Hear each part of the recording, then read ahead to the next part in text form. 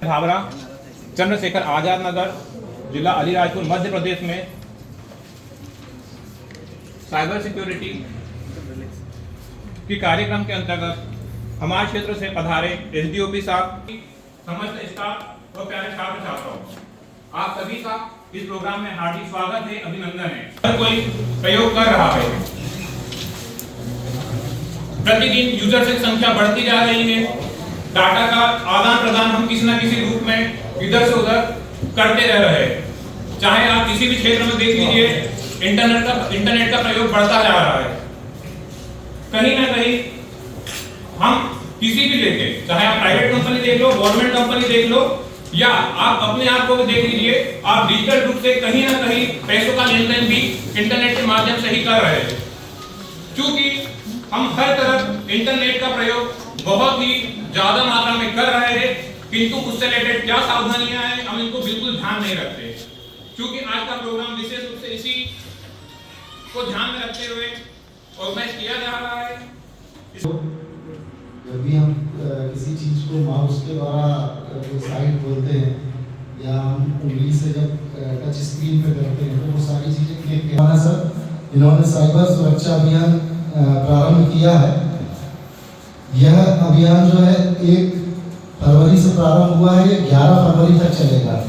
तो इस दौरान हम लोग विभिन्न कॉलेज, शैक्षणिक संस्थाओं में और अन्य जहाँ जहाँ पर हमें जागरूकता की आवश्यकता प्रतीत होती है वहाँ जाकर हम ये सभी कार्यशाला आयोजित कर रहे हैं। तो आप लोगों को जानना बहुत जरूरी है। आप लोग इस तरीके से आप समझो, तो जो भी चीज़ आपको पूछना है निसंकोच पूछिए। तो कोई व्यक्ति जानता है, कोई बच्चा जानता है कि साइबर अपराध क्या होते हैं? बताओ।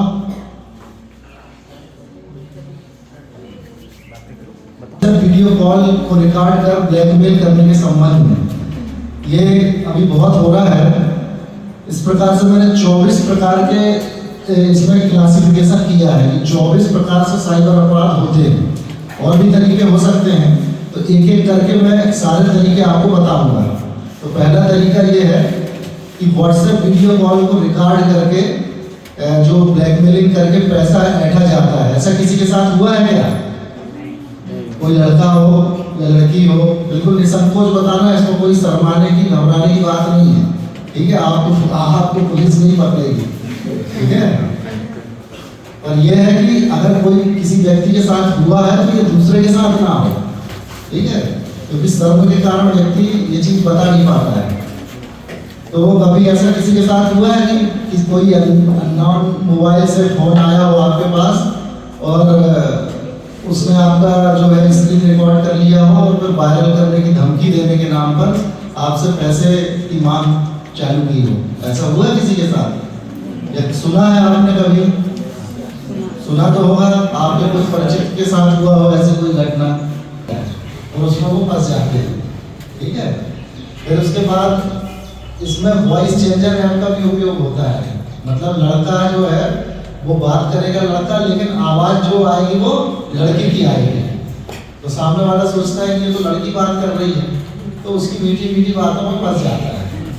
ठीक है ना? तो यदि आप ऐसे कोई फ्रॉड में फंस भी जाते हैं तो क्या करना है? सबसे पहले अपने नजदीकी थाने में संपर्क करना है।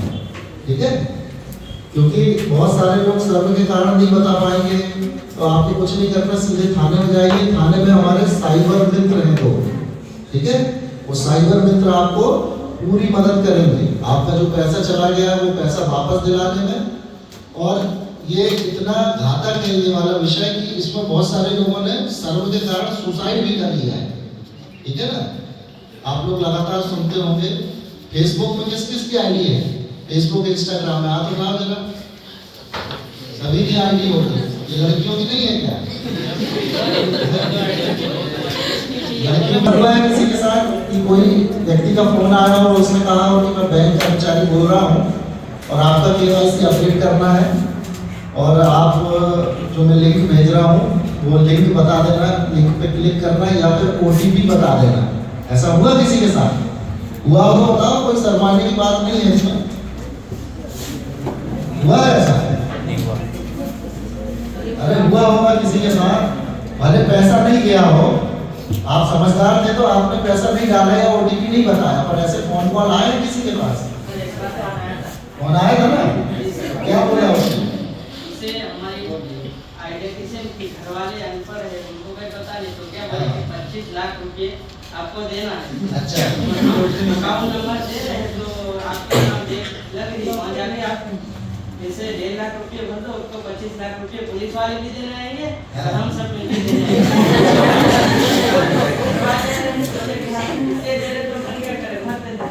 तो ऐसे हमारा वहाँ का लड़का एक टीचर है, तो वे पढ़ा लिखा है, तब मैं छोटा था, मेरे को भी ऐसा ना कहीं था। तो वो बोला उसके बाद के ये सिम वाला ऐसे बोल रहे, और जैसे भी घर वाले ने जो इकट्ठे कर लिए दे रहे, 4-5 दिन के फोन आ रहे कि आओ और अपने पैसे यहाँ जमा कर दो, तो तुरंत शाम को आपको पैसे पुलिस वालों के साथ हम लेके आएंगे, आपके घर ले जाएंगे। ऐसा हुआ था। तो पैसे दिए तो नहीं थे? नहीं। बहुत अच्छा।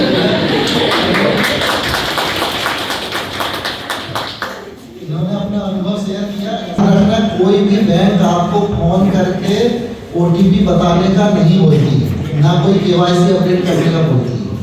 और अगर आपको ऐसे ज़्यादा लग रहा है तो जिस बैंक में आपका खाता है आप सीधे उस बैंक में जाके संपर्क कर लो, ठीक है? यहाँ शादी किस किस की हो गई? शादी हो गई होगी बहुत सारे लोगों की, नहीं हो गई? अच्छा ये बताओ कि ऑनलाइन गेम कौन कौन खेलता है इनमें से? गेम तो खेलते होगे, पबजी खेलते होगे और कौन से गेम खेलते हो? मैं सब चेक कर लूँगा, सबका निकाल सकता हूँ जानकारी, ठीक है? बताओ क्या? और वो गेम के जो संचालक होते हैं वो आपसे कहते हैं कि इसकी अगली स्टेज आपको जाना है तो आपका इतना पैसा लगेगा, और फिर वो बच्चा जो है वो गेम की लत में इतना परेशान हो जाता है, इतना उसमें डूब जाता है कि वो अपने माँ बाप से उसको खरीदने के लिए पैसे मांगता है अगली स्टेज पे जाने के लिए, ठीक है? तो माता पिता को भी आर्थिक नुकसान होता है। तो अब कभी भी अपने बच्चों को आप अपने यूपीआई का पासवर्ड मत बताओ, ठीक है? इंटरनेट बैंकिंग का पासवर्ड उनको नहीं बताना चाहिए, नहीं तो वो आपका पूरा खाता खाली कर देंगे। बच्चे तो क्या है, मोबाइल चलाते कोई भी लिंक पे क्लिक कर देते हैं, ठीक है ना? तो बच्चों को कभी भी आपको पहली बात तो मोबाइल लेना ही नहीं है। आपने उसको इंस्टॉल किया और आपका मोबाइल या तो हैंग हो गया या तो मोबाइल का जो पूरा डाटा है वो चला गया। ऐसा हुआ किसी के साथ? ये हमारे जोवन के टीआई थे मोहन डावर, उनके साथ हुआ था। उनके पास ये invitation.apk या वेडिंग कार्ड.apk फाइल के नाम से कोई फाइल आई और उन्होंने उसको इंस्टॉल कर दिया अपने मोबाइल में, तो पूरा उनका व्हाट्सएप से लेके फेसबुक सब है पूरा किसी दूसरे के पास चला गया, ठीक है? तो इसको होता क्या है कि जैसे invitation.apk, तो आपको लगता है कि कोई हमारे पास शादी की पत्रिका आई है, हमारे किसी परिचित ने भेजी है, ठीक है? और उसको हम खोल लेते हैं, तो जैसे ही आप खोलते हो तो वो एक तरीके का सॉफ्टवेयर होता है या एक तरीके का ऐप होता है, वो आपकी पूरी जानकारी जो है वो हैकर के पास पहुंचा देता है। तो इस तरीके की कोई भी फाइल आ जाए, लिखा हुआ है ऊपर .apk है ना, इन्विटेशन APK, वेडिंग कार्ड.apk, ऐसी कोई भी फाइल को आपको इंस्टॉल नहीं करना है, नहीं तो आपका पूरा जो एक्सेस है वो उसके पास चला जाएगा। तो जैसे ये फाइल आती है तो आप तत्काल उसको डिलीट कर दो, सबसे अच्छा इसका तरीका है, ठीक है? तो आप लोगों को सबको ये जानकारी होना चाहिए। बताओ, बहुत सारे लोग ऐसे होते हैं जो कोई ग्रुप में आपको जोड़ लेते हैं, अब उसमें अश्लील सामग्री आती है, अश्लील वीडियो आते हैं, अश्लील चित्र आते हैं, तो उसमें यदि कोई 18 वर्ष से कम बच्चे के साथ कोई ऐसा वीडियो डाल दिया किसी ने, तो उस वीडियो को देखना, उस वीडियो को आगे शेयर करना, वो सारा कुछ अपराध है, ठीक है ना? इस पे भारत सरकार नजर रखती है, ये चीज मालूम है आपको?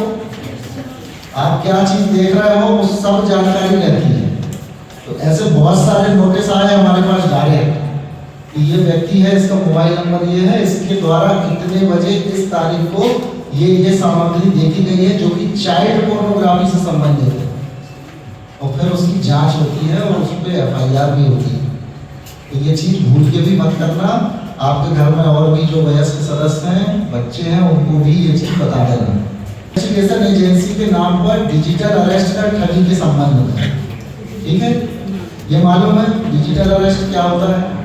अरेस्ट मालूम है क्या होता है? अरेस्ट मतलब गिरफ्तार करना, ठीक है। तो कोई व्यक्ति जो है वो गिरफ्तार कहाँ होता है? पुलिस करती ना उसको, थाने में गिरफ्तार करती है, ठीक है। और कोई व्यक्ति आपको कॉल करके बोले कि आपने जो है कंप्यूटर पे ऐसी ऐसी चीज देखी थी, ठीक है, और उसके कारण जो है आपने दिल्ली में या मुंबई में ऐसा ऐसा मामला रजिस्टर्ड हुआ है, और वहीं बैठे रहो, ठीक है। ऐसा फोन आ सकता है आपके पास, तो आपको क्या बोलना है कि हमको यहाँ की गिरफ्तार कर लो, ठीक है।